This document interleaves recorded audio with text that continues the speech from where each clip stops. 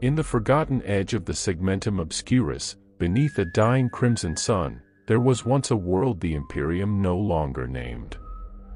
Its cities had burned centuries ago, its skies bled rust, and its faith had withered with its last priest. Yet from the dust of that silence, something old rose again. He awoke in the ruins of a cathedral, beneath a ceiling carved with sigils of a god he did not serve.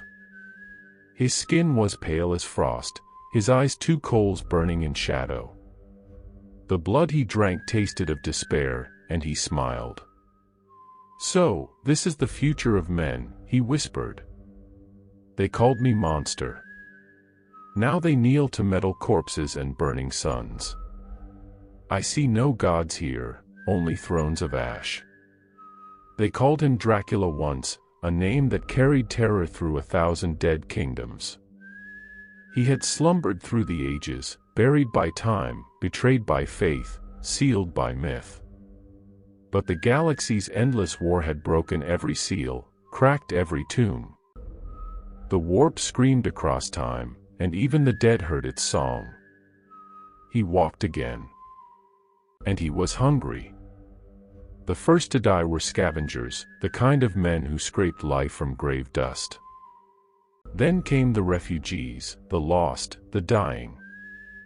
They found his castle rising where nothing should have stood, towers carved from the bones of ruined hives, windows stained with the blood of the faithful. They came to him not in fear, but in hope. And that made the feeding sweeter. For months, he reigned unseen, his voice echoing in dreams, his shadow passing through smoke. He called his realm the Crimson Dominion, and his followers whispered that their new master promised eternity without pain, power without prayer. Dracula looked upon their trembling faces and saw what he always saw, humanity begging to be ruled. But one night, as the black wind howled and the last moon split across the sky, a different sound came. A rhythm of thunder. A storm of laughter. The horizon burned green. From orbit, drop pods screamed through the clouds, tearing the heavens apart. Their engines roared not with purpose, but with chaos. And from their metal wombs poured the orcs, endless, massive, howling, ironclad beasts of war. They fell like gods of destruction, their eyes alight with madness and mirth. Their warcry split the sky. Whack! Dracula stood upon his tower, cloak flowing like a shadow made flesh. He had faced hunters, priests, knights, and demons. But never this.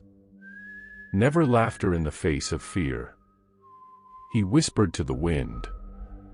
"So the beasts have come to my kingdom." Lightning cracked. Fire rained. The orcs roared as they stormed his cities. And the night, the eternal, comforting night, began to burn. The first dawn after the orc invasion did not rise, it bled. The horizon seethed in molten orange, smoke veiling the sun as if the heavens themselves tried to forget what they were watching. The land that had once been Dracula's sanctuary of eternal night now smoldered under the weight of alien laughter and crude war engines that belched steam and fire into the dark. Dracula stood upon the shattered balcony of his citadel, eyes glowing faintly red through the dust storm. Around him, the air shimmered with the whispers of his thralls, the undead soldiers he had crafted from the flesh of men who once begged for mercy. They were silent now, awaiting command. He could hear their hearts no longer beat, only the faint hum of the warp that sustained their cursed existence. Below, the orcs rampaged through his kingdom. They tore down spires, drank oil as though it were mead, and roared praises to gods of violence. They were not men. They were hunger wearing the shape of green flesh. "They do not fear me," Dracula murmured. "They do not understand me." He smiled, a cruel, thin smile that split the ruin of his face. "Then I shall teach them fear anew." From the highest tower, he spread his arms wide. The shadows beneath the citadel stirred, 1,000 whispers rising in unholy chorus. Mist spilled like blood from the cracks in the stones, forming shapes of winged beasts, wolves, and ancient horrors that had once served him in another world. "Rise, my kin," he called. "The night bends not to beasts of chaos." The air quaked. One by one, his undead legions clawed free from the dirt, skeletal knights in rusted plate, revenants with burning eyes, banshees screaming across the dead wind. They formed ranks before him, their armor cracked, their weapons etched with sigils of forgotten saints. And then, with a sound like thunder collapsing in on itself, the first orc gunfire tore through the ranks. Bolts of green plasma incinerated corpses mid-step. Bone turned to dust, dust to smoke. Yet for each that fell, 2 more rose. The air was thick with the smell of iron and rot. Dracula's laughter echoed through the valley, a sound so cold it silenced even the orcs for a heartbeat. He leapt from his tower, cloak swirling into the form of black wings, landing amid the chaos with a crash that split stone. The orcs turned, howling, and charged. The first met his hand, and ceased to exist. Flesh boiled, blood evaporated, bone turned to powder. The second he decapitated with a blade of pure shadow, forged from the night itself. The third stabbed him through the chest with a jagged scrap of metal. Dracula looked down at the blade, amused. "Your courage. I admire it," he whispered. Then he tore the orc's throat out with his teeth. The ground became a lake of gore. Dracula moved like a storm-given flesh, his undead swarming behind him in disciplined silence. For every orc that fell, another took its place, roaring, hammering, firing into the night. Above them, war banners of red and black burned as they were consumed by the growing firestorm. The orcs' laughter did not fade. They found joy even in death, even in loss. Each death was music, a hymn to their gods of destruction. And that terrified Dracula more than he would ever admit. "They are chaos-made laughter," he hissed. "And laughter cannot be killed." Still, he fought. Because that was his curse, his gift, his eternal defiance. He was not merely a predator. He was the absence of light. From beyond the dunes came the roar of engines, towering orc walkers, grotesque mechs welded from wreckage and bones, spewing flame and smoke. One of them bore the crude symbol of a fanged skull, and on its back sat a massive orc warbus, his skin dark emerald, his teeth like daggers. He roared across the battlefield. "Oi! Who's dis fancy git think he is, stealin' our fun?" Dracula looked up, his crimson gaze piercing through the fire. "Your fun ends where my dominion begins." The warbus laughed, slamming his claw into the machine's throttle. "Then let's see who's still smilin' when the sun rises, pointy teeth." The mech charged forward, weapons roaring. Dracula extended his hand, shadows pooled like living serpents, coiling up the walker's legs. Metal screamed as its frame began to corrode, bolts melting under unholy energy. The warbus fired wildly, explosions shaking the ruins. One of the plasma blasts struck Dracula directly, tearing through his armor. He fell to one knee, smoke rising from his wounds. The orcs roared in triumph. But they were too soon. Dracula's blood hit the ground, and the soil drank it. The battlefield itself shuddered. The corpses of fallen men and orcs alike began to twitch. The dead rose again, all of them. Now the battlefield was not orcs versus vampires. It was something worse, a war that refused to die. Hours passed, or perhaps only moments. The line between time and madness blurred. When the fires dimmed and the screams faded, the Warbus's mech lay in ruins. The orcs who survived retreated into the wastelands, shouting curses and promises of a greater fight to come. Dracula stood alone amid the ash and silence, his cloak torn, his fangs drenched in blood. The air reeked of oil and death. His undead legion had been reduced to fragments, yet he remained. He gazed at the horizon, where the faint light of dawn tried once more to rise, only to be devoured by the clouds of smoke. "You think yourselves gods of war," he whispered to the void. "But you have shown me something far greater." He raised his blood-stained hand to the rising sun. "You have shown me the hunger of eternity." The light flickered and died. The sun itself seemed to dim, as though the universe, too, felt the chill of his rebirth. And in the deep cold silence that followed, Dracula smiled again.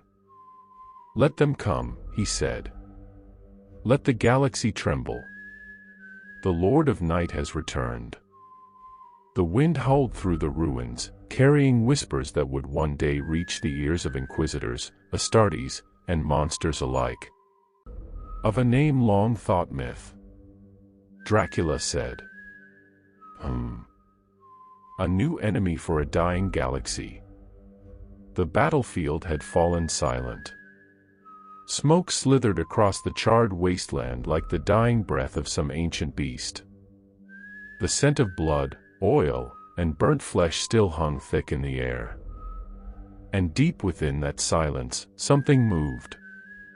A lone orc, his armor half melted and his jaw split open by some unseen blow, staggered among the ruins. His name was Gaskrik, once a nob but now just another survivor. The ground beneath his boots felt wrong, too soft, too warm, as if the earth itself was still digesting the dead. He spat out a glob of blackened blood and muttered, "What kind of Zoggin git was dat pale Humy?" The sky above him was a sickly bruise, purple, orange, red, and endless smoke. The sun tried to rise, but its light bent and twisted, as though refusing to shine here. Behind Gaskrik, more orcs crawled from the wreckage, their mech torn apart, their skin blistered from infernal heat. They spoke little, which was unusual. Normally, orcs bragged after a battle, about the heads they crushed or the fires they set. But this time, even they were quiet. Something in the night had changed them. Far from the battlefield, in the shadow of a rusted mountain, a crude camp burned dimly. Here, a weird boy, the orc psyker known as Zogmad Spine-Twitcher, crouched beside a bonfire of green flames.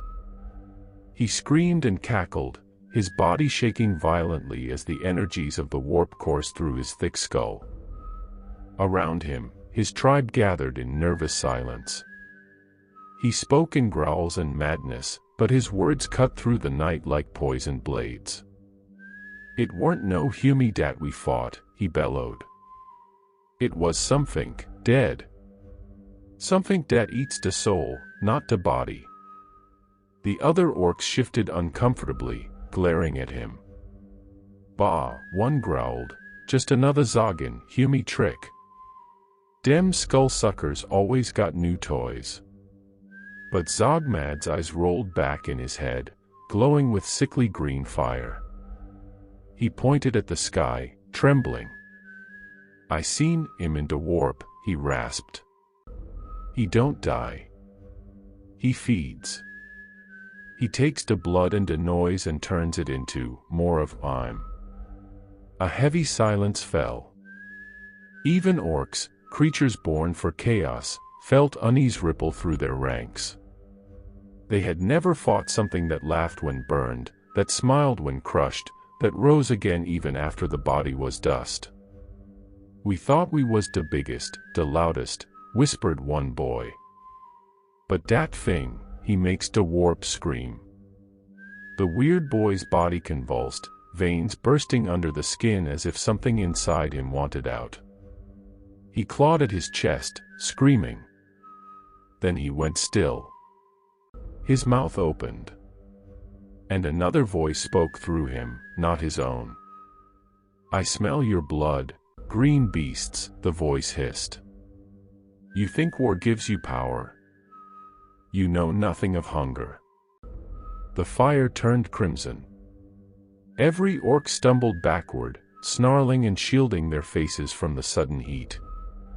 The voice grew louder, echoing through the camp. "Tell your warlord, the Lord of Night has taken this world. Tell him his whack ends here." Then the weird boy exploded. A burst of black mist poured from his skull, twisting upward into the night, and vanished into the clouds. The camp was left in dead silence, the fire burning cold and green once again. The orcs didn't know the word for fear. Not truly. They had words for coward and weakling, but they had never needed a word for what they were feeling now, a thing that crawled into the bones and whispered that some fights couldn't be won. Even Warbus Grok the Splitter, who had crushed space marines and strangled a carnifex with his bare hands, sat silent that night. He stared at the burning horizon, one tusk broken, one eye blind. His favorite war machine, the Ripasmasha, was now just twisted scrap half buried in mud. His knobs stood behind him, waiting for orders. None came. Finally, one spoke. "Boss, we goin' back, yeah. We gonna find dat bloodsucker and show him who's the boss, right?" Grok didn't answer. He watched as the clouds above shimmered faintly, red streaks moving like veins through the sky. He'd seen many things in his wars. Tyranids devouring worlds. Demons tearing reality apart. But this was different. This fed on those very horrors. "Dat thing ain't fightin' for loot or fun," Grok muttered. "It fights 'cause it's hungry." The orcs around him blinked, confused. "Hungry," one snorted. "So we feed it bullets." But Grok shook his head. "You can't feed what don't stop eatin'. It's like a hole in the stars." He stood, gripping his claw tight. "We'll call the whack. Not to fight, to burn this place clean. Nothin' lives air no more. Not to humies. Not to dead." For the first time, an orc whack would begin not in joy, but in dread. By dawn, the wasteland was alive with green fire, orc glyphs burned into the dirt, were drums echoing through the mountains. But as the first war engines roared to life, the ground trembled. From beneath the battlefield, black tendrils of shadow began to spread, pulsing veins that drank the color from the world. The orcs didn't notice at first. They thought it was smoke. Until one of them screamed. The shadows crawled up his leg, melting armor, fusing metal to bone. His skin shriveled as his blood was drained upward, vanishing into the ground like water into a wound. The rest opened fire, bullets ripping into the darkness, but their rounds passed through as if through mist. From the earth rose something vast, a mountain of corpses fused together, faces twisted, arms clawing at the sky. At its peak stood Dracula, his wings spread wide, his body half burned but unbroken. "Did you think I would sleep?" he roared. "This world bleeds because you came. Now it shall feed me until time ends." Lightning split the sky.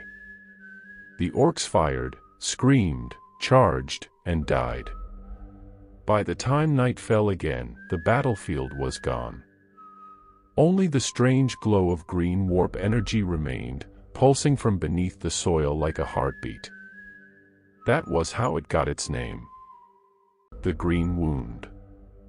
A scar on the world where the blood of orcs and vampires mingled.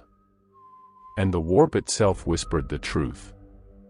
The galaxy is not the orcs' playground anymore. It belongs to the dead. The void was a tomb, cold and vast, holding only the echoes of vanished prayers. Above the dead world of Vordak's reach, a lone inquisitorial vessel drifted, its hull scarred by fire. No Vox signals, no warp trails, just silence where once 1,000 orc ships howled in bloodlust. Inquisitor Lucian Varus stood before a flickering holomap, his eyes fixed on the empty stars. Every Imperial augur, every astropathic line, dead. A system erased without a trace. Not destroyed, he muttered. Devoured. A servo skull bobbed beside him, its metallic voice crackling. No survivors detected. The greenskins are gone. Entire biosphere, extinguished. Varus' jaw tightened. He had seen demon incursions, tyrannid infestations, even worlds torn apart by chaos. But this was orderly. A clean wound in reality. Ready a landing party, he commanded. I want eyes on the surface. Hours later, a lone transport shuddered into the docking bay.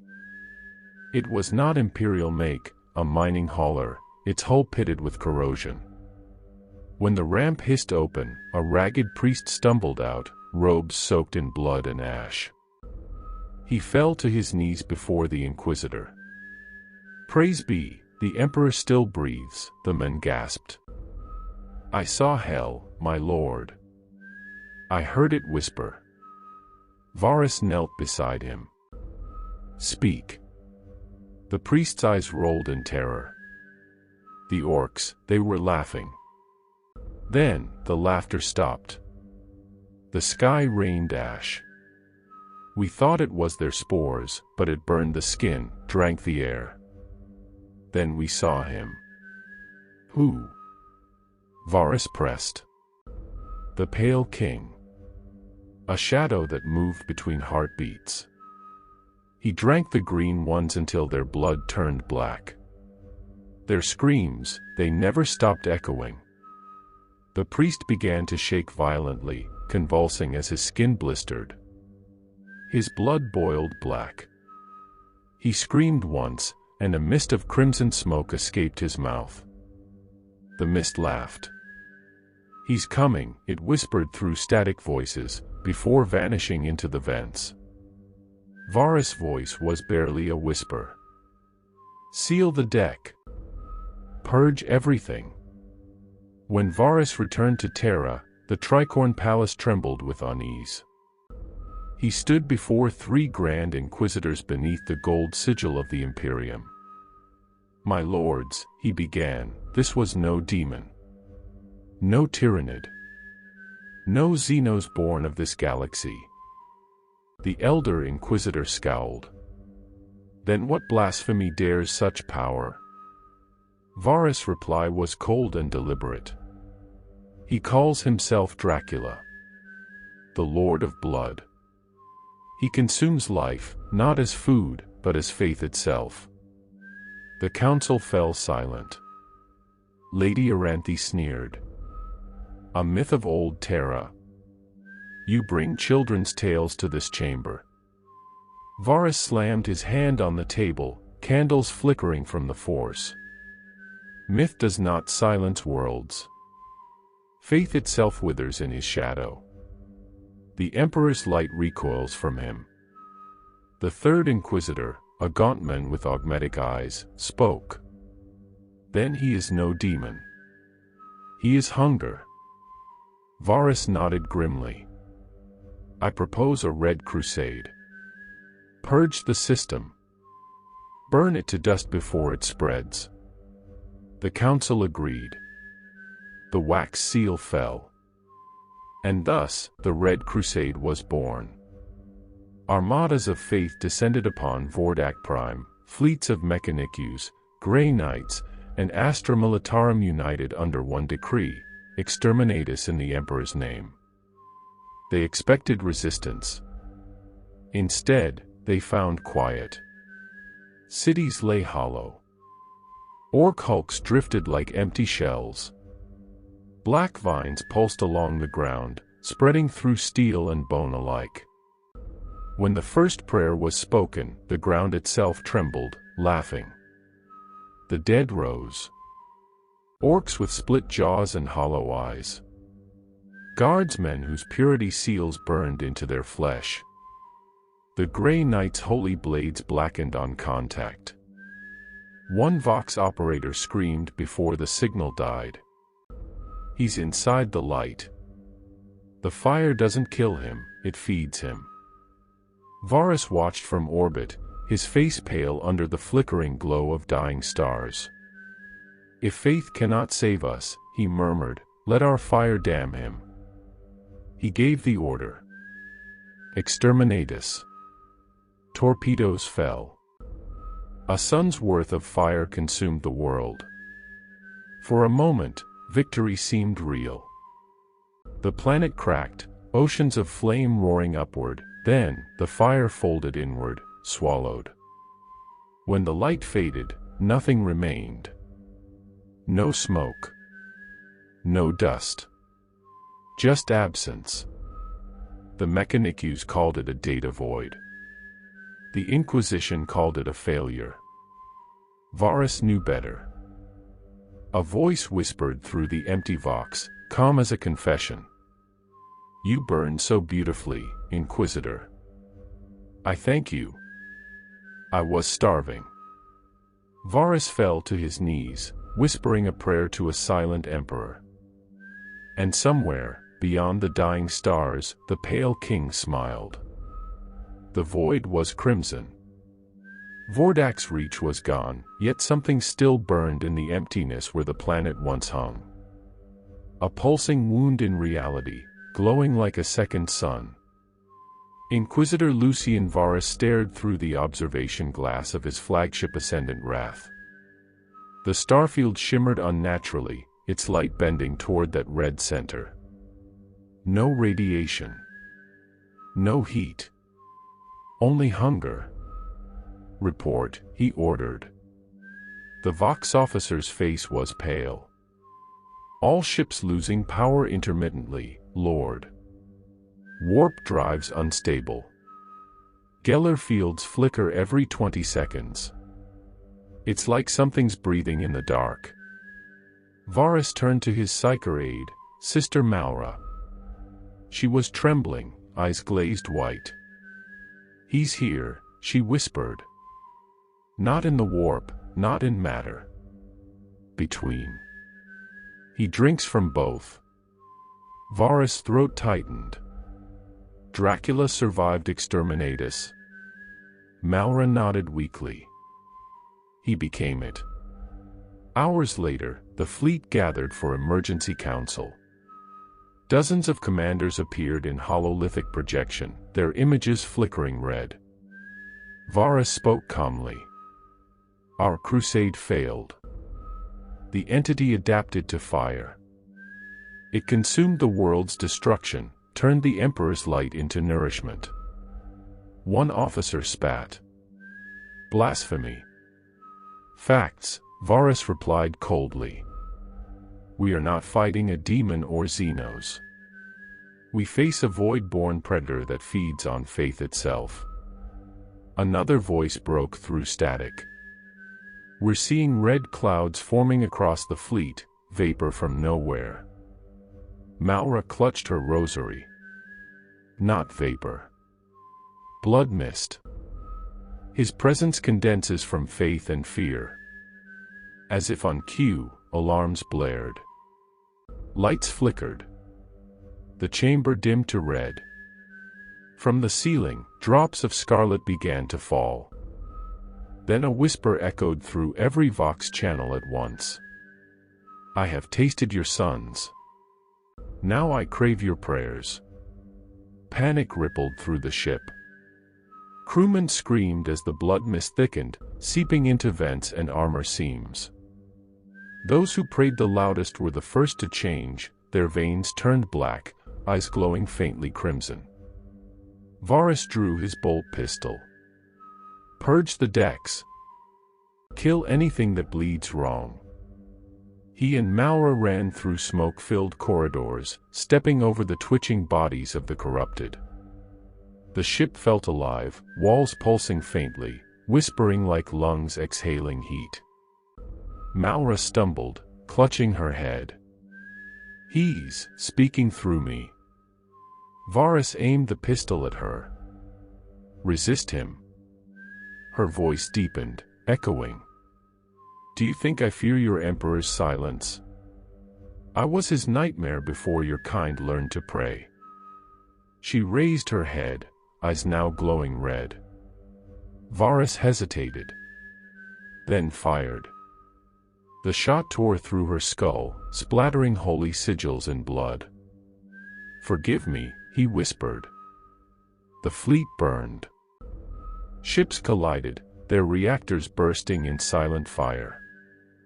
The red glow grew stronger, shaping itself into a colossal sphere, a false sun pulsing behind the wreckage. From its center, a silhouette emerged. Not flesh, not spirit, something remembering both. A tall figure wrapped in torn black robes, wings made of coiling smoke. His voice rolled like a storm through space itself. "Once I ruled mortals. Now I shall rule faith. The galaxy bleeds belief, and I drink eternity." Varus activated the final protocol. If light feeds him, then let darkness starve him. He turned off the Geller field. Instantly, the warp screamed into the ship, chaotic energy tearing metal apart. But Dracula staggered, his body flickering as though unraveling. "You would unmake yourselves to deny me," he roared. Varus, his face burned and bleeding, smiled faintly. "In death, we win." He detonated the reactor. A blinding surge swallowed everything, not light, not dark, but pure absence. When the smoke cleared, only drifting wreckage remained. The red sun dimmed, collapsing into a black void. Across distant systems, astropaths cried out in unison, hearing a single phrase echo through the Imperium. "The blood sleeps, for now." And far beyond the reach of the Imperium, on a forgotten moon of obsidian glass, something stirred. A heartbeat. A whisper. "I have seen your faith burn, Inquisitor. Next time, I shall taste your gods." The void was silent.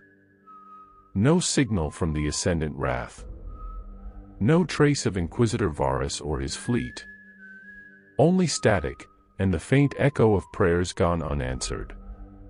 Months passed. Then the silence broke. On Cathedra Secundus, a shrine whirled deep within the Segmentum Obscurus, the priests noticed something strange. The sacred flame that had burned for 2,000 years had turned red. Not crimson from reflection, red like a living wound. At first, they called it a miracle. Then the statues began to bleed. Confessor Darius Holt watched the blood seep down the marble wings of St. Euphrasia's effigy. He whispered the catechisms louder, but the blood only thickened. "Purge the unclean," he murmured. "Purify the light." He didn't see the acolytes behind him begin to tremble. Their eyes rolled back, and their mouths opened in silent hymns. Then they started laughing. The laughter spread through the chapel, slow, deliberate, ancient. Not human. Darius turned. "Who speaks in this sacred place?" From the crimson flame, a face emerged, half shadow, half memory. Fangs glinted where light should not exist. "Your god's fire warms me," said Dracula. "He never meant it for you." Within hours, the contagion spread through the cathedrals of Cathedra Secundus. Every chapel light turned blood red. Every hymn became a whisper of hunger. The more the faithful prayed, the more the corruption grew.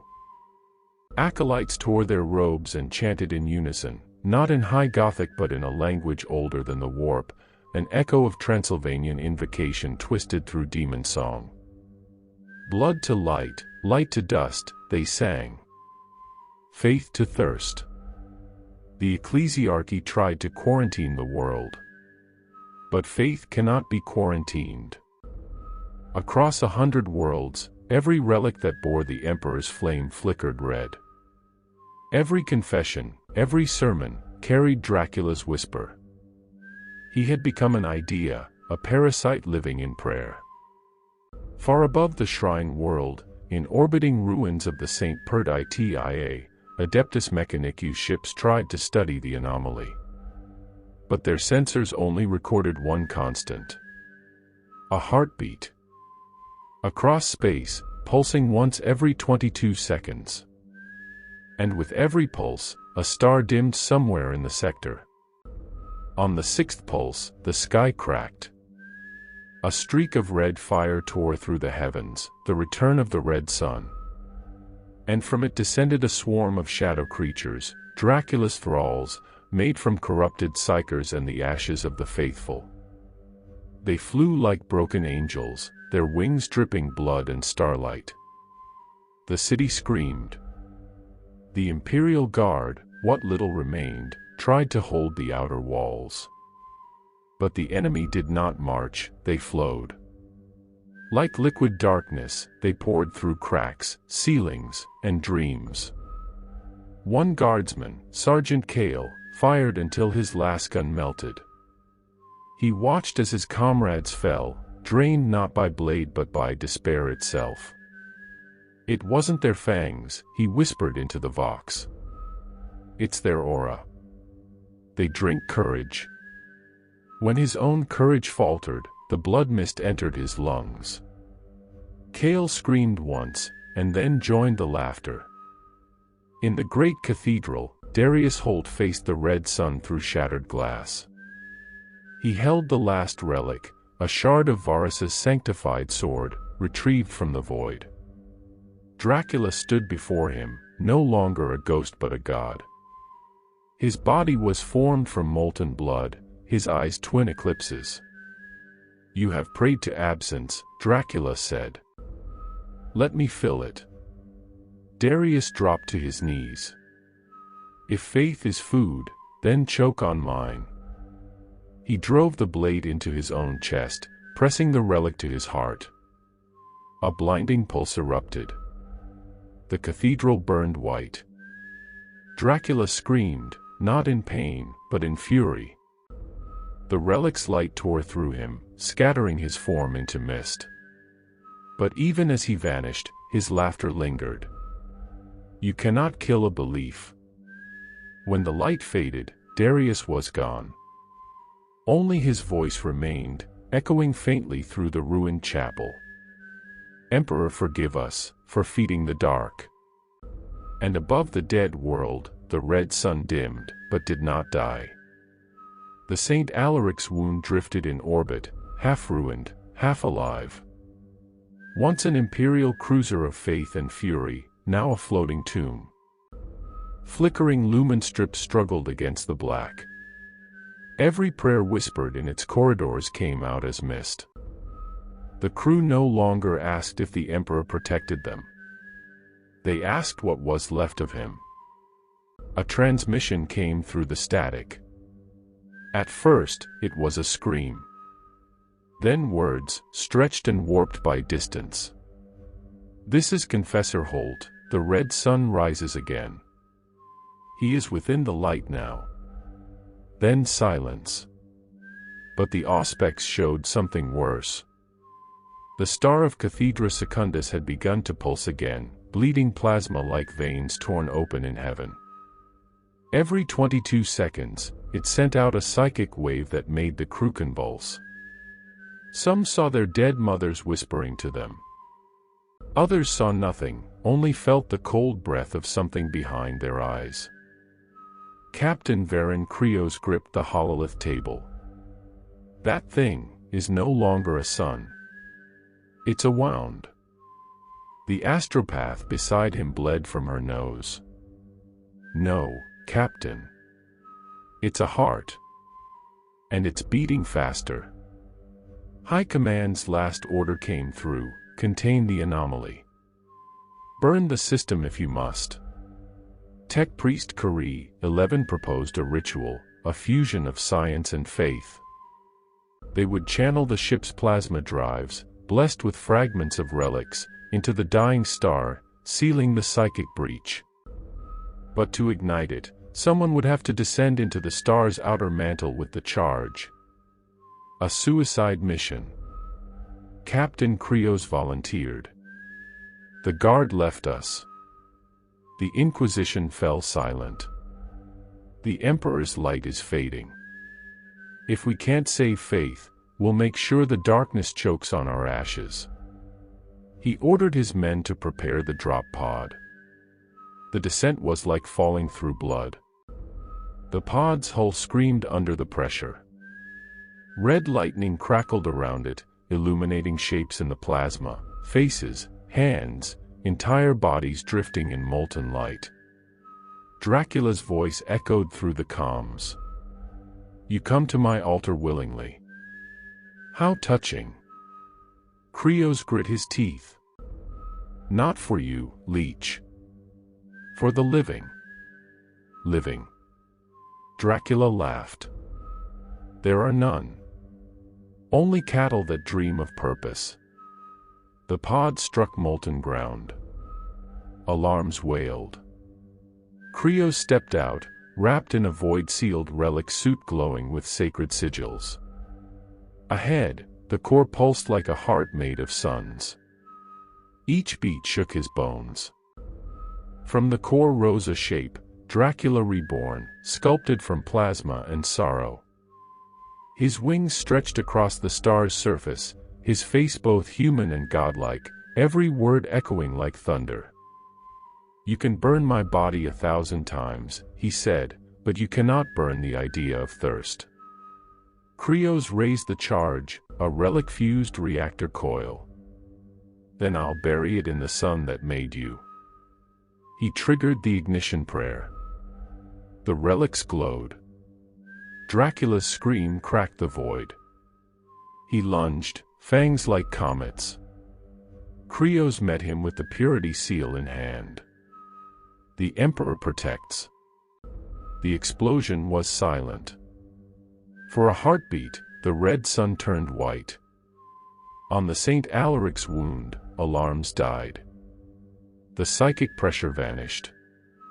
Through the viewports, the crew watched the star collapse, not into blackness, but into silver. Then, faintly, a voice came through the vox. He's gone, or waiting. I can't tell which. They listened for more, but only static answered. The Mechanicus recorded the event as containment successful. But astropaths across the sector reported hearing whispers in the warp, an ancient laugh, echoing faintly in the solar winds. Light cannot kill what it feeds, it said. The red sun was renamed the star that bled. No ship dared to pass near its orbit again. And yet, every night, Imperial augurs detected faint, rhythmic pulses. Like a beating heart. Every 22 seconds. Still there. Still waiting. They called the vessel a reliquary, but what it carried was a wound. The Sanctum Fidelis limped out of warp like a bruised memory. Salvage crews had dragged its hull from the fringes of the star that bled, the Mechanicus had stamped symbols over her skin, and the Ecclesiarchy had salted her decks. Inside lay shards of sanctified steel, fragments of Varus's blade, and the residue of a phenomenon no doctrine could bind, the blood mist, condensed into a crystal matrix and sealed in a casket of holy iron. Confessors whispered that the shards sang at night. A strike force of space marines arrived to guard the transfer, the Pale Wardens, an old chapter sworn to hold the line where the ecclesial light dimmed. Their armor was matte as bone, their movements precise. They came with honors, and with the vow to never let relics fall into profane hands. The casket seals were broken in a chapel under watchful eyes, soot-stained priests, augmetic tech priests, and a single silent inquisitorial observer hidden in shadow. A litany was intoned, polyphonic chords swelling like a tide. The shard was lifted. For a breath, nothing happened. Then the chapel's lamps flickered as though an invisible wind passed through. First it touched Sergeant Voron's gauntlet, a smear like oil across ceramite. He tasted iron on his tongue and felt his old wounds stitch with cold. His pupils contracted until only red rings remained in the hollows. He smiled without moving his lips. "Praise the Emperor," he said. "Or the Knight." Others followed. Not all at once, that would be too simple. The essence found the seams, a chipped tooth, a scar, a gene's tiny fault. The watchers in the nave noted tiny bursts of heat in the relic's metal. A priest crossed himself and collapsed. The inquisitorial observer wrote a single line and then scratched it out. Within hours the strike squad had altered. They kept their training, their formations, the brutal efficiency of Astartes' warcraft. But when battle thirst rose, it took on a new edge. They struck with surgical grace, felling foes and siphoning down life as though each heartbeat were a hymn. Where once they took prisoners, they now harvested trophies in a way that made even veteran sergeants avert their heads. They named themselves quietly, not with regimental pomp, but with a ritual, the blood requiem. A prayer for the lost, or a bartered curse, none could say which. Their banners were black, rimed with dried red, their helmets ringed in faint, inner light. They wore relics taken from the star that bled, fragments that pulsed with the 22-second rhythm like a second heart. Their first sanctioned operation was simple: purge a pocket of warp-corrupted cultists on a fringe world.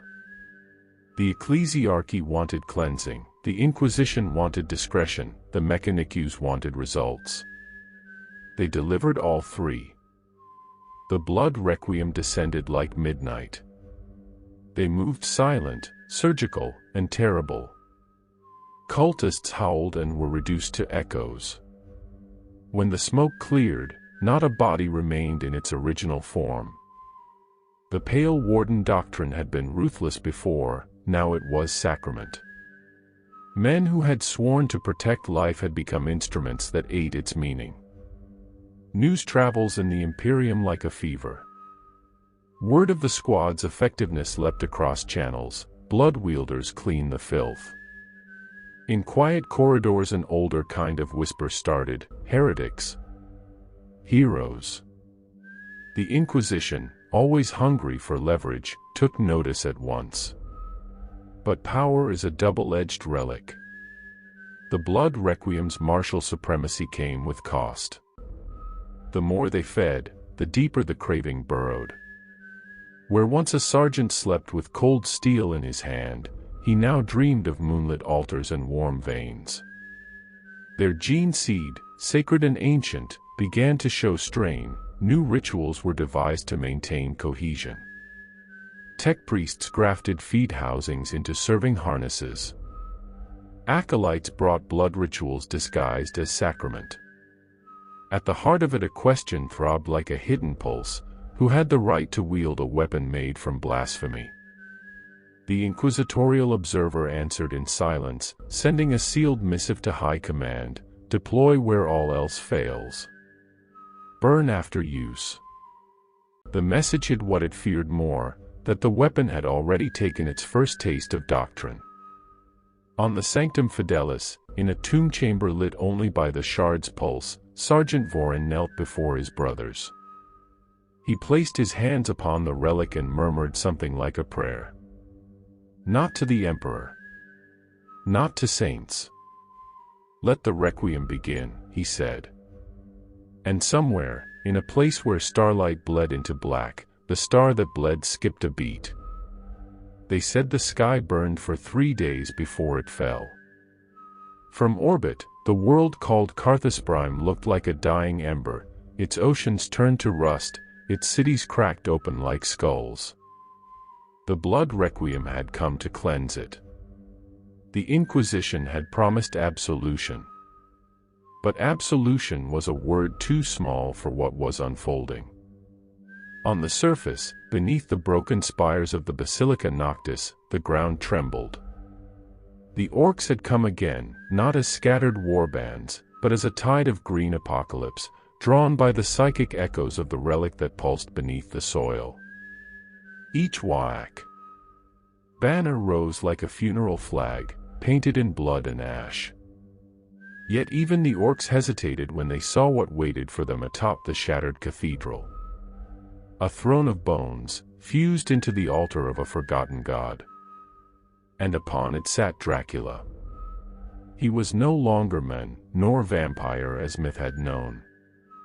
His form had swelled beyond human architecture, his shadow blanketing entire districts.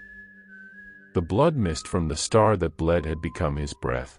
Every inhalation exhaled crimson vapors that took shape, wings, fangs, screaming faces of those he had consumed. Below, the blood requiem marched in silence, their armor pulsing faintly like living veins. They were no longer Astartes, not entirely. Each beat of their twin hearts echoed Dracula's rhythm. Each soul tethered to his will. Sergeant Vorin stood at their head, blade drawn, the same blade reforged from the relic's crystal core.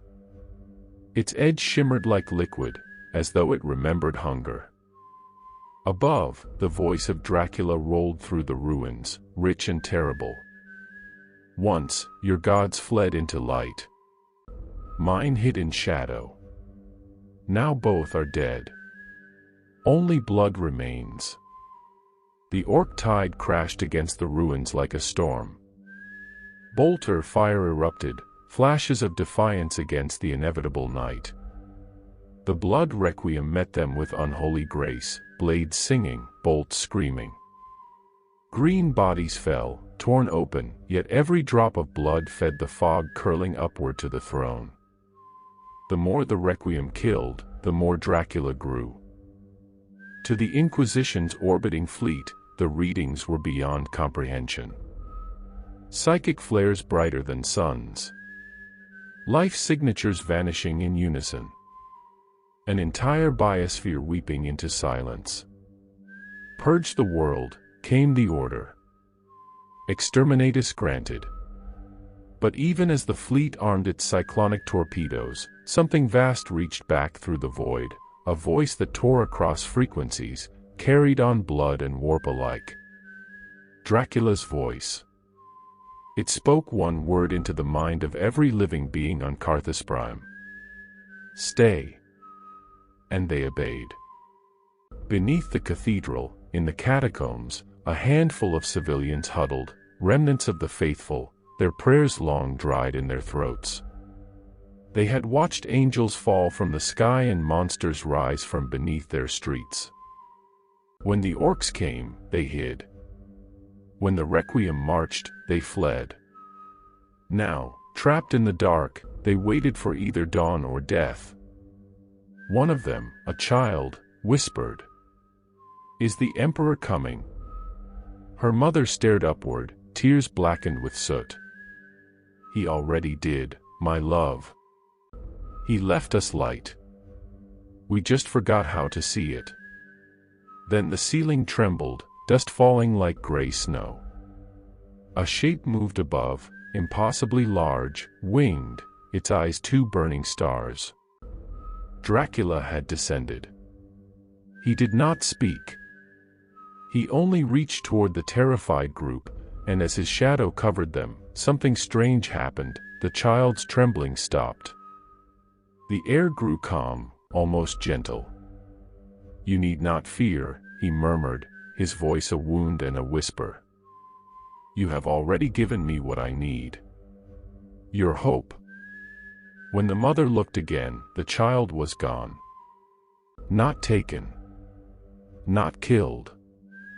Simply, gone, dissolved into red mist, her laughter echoing like a song swallowed by water.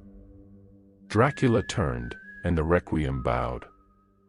Far above, the torpedoes fell. Each warhead hit like the hammer of a god, tectonic firestorms consuming the surface, the oceans evaporating, the skies choked with molten clouds. The blood requiem did not retreat. They sang through the flames, a chant not of faith, but of release. From life to blood, from blood to night. And when the blast reached Dracula's throne, it did not destroy him. It revealed him. The detonation peeled back illusion. His form unfurled like a banner of shadow, rising through the burning sky. Wings made of lightless void stretched across the hemisphere.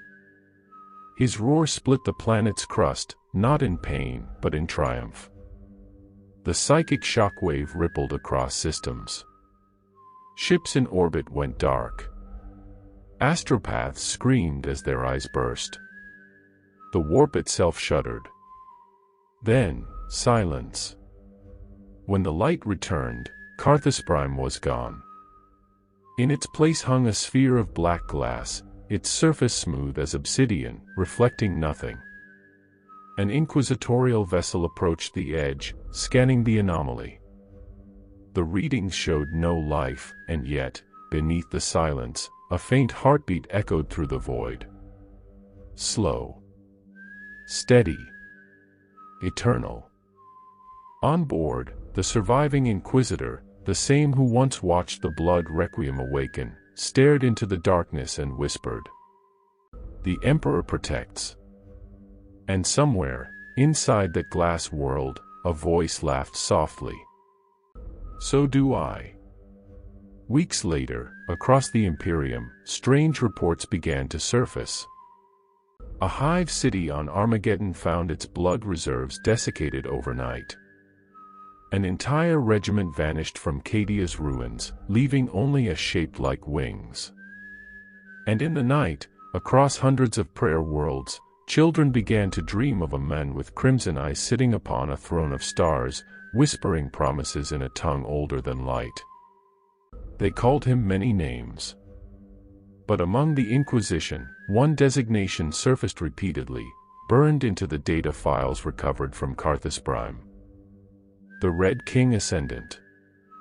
Far beyond the Imperium's reach, in the silent gulf between dying suns, the blood requiem still marched. Fused now into one entity, their armor pulsing with life stolen from 10,000 worlds. They no longer served an empire, nor a god, only the hunger that had become cosmos itself. And in the blackness of eternity, a single figure watched, cloaked in torn banners, his crown a halo of shattered light. He smiled at the void, whispering to it as one might to an old friend. "Even your gods will bleed, in time." The void did not answer. But it listened. And in that listening, the galaxy trembled once more. There are worlds the Imperium no longer names.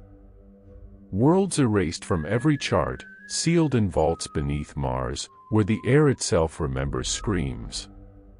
Carthus Prime became one of them. To the administratum, it was recorded simply. Lost to contamination. Purged by order of the Inquisition. No survivors. But truth is a stubborn creature. And truth does not burn. In the years following the exterminatus, something subtle began to bleed through the cracks of reality. Not warp storms. Not demonic incursions. Something quieter, and infinitely worse. Songs. At first, faint and scattered, whispers between radio frequencies, a low hum in vox channels. Then more distinct. Choirs without mouths, voices rising from every drop of blood spilled in the galaxy's wars. Each note carried the same refrain. From life to blood, from blood to night. No tech priest could isolate the source. No astropath could silence it. Those who listened too long found their veins glowing faintly red beneath the skin, pulsing with alien rhythm, a heartbeat that was not their own. They called it the Red Pulse. Across distant sectors, shrines began to weep crimson tears. Servitors malfunctioned, whispering hymns in archaic dialects. Inquisitors investigating the phenomena spoke of visions, a man seated on a throne of glass, his eyes burning like twin suns dying in reverse. Then the dreams began.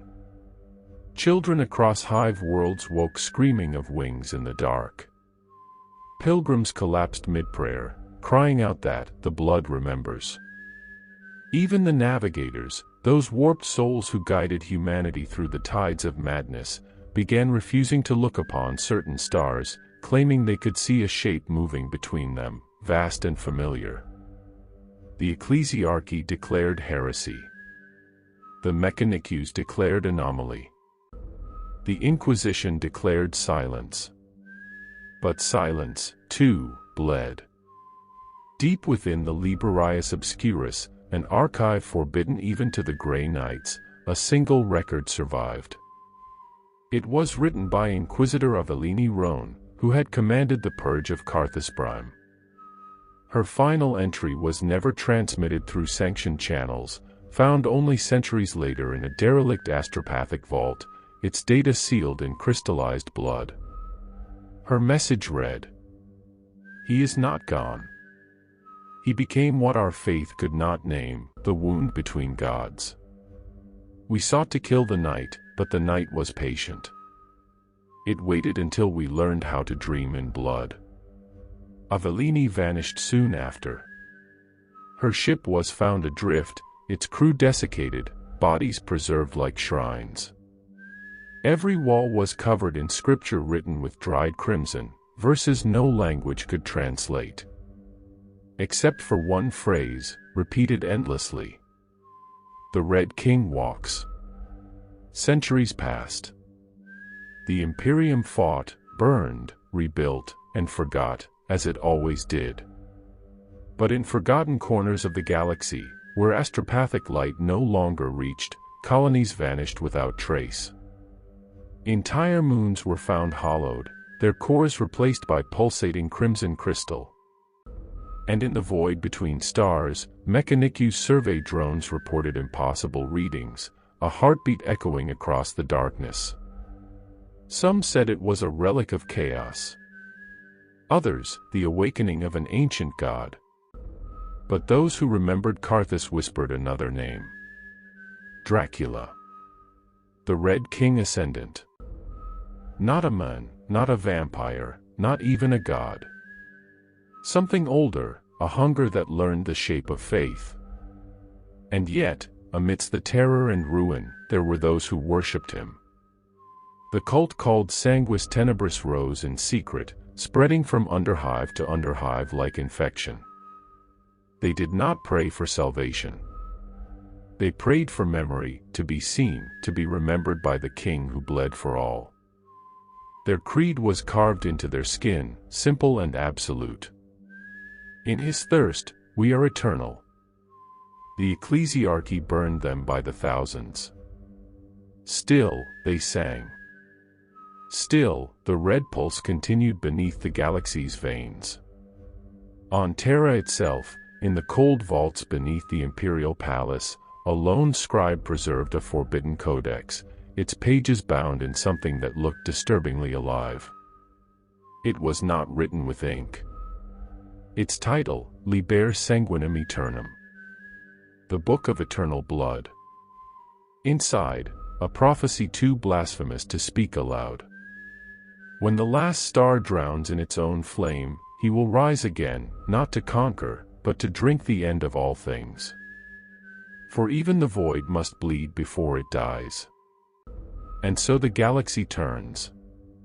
Empires rise, gods fall, and still the song hums beneath creation, steady, patient, eternal. The Red King does not move. He does not speak. He simply waits. Waiting for another war. Waiting for another wound. waiting for humanity to remember that blood is never truly gone, only sleeping. Somewhere, beyond the reach of light, a glass world still beats. And with every pulse, a whisper crosses the stars. The Emperor protects, but I endure.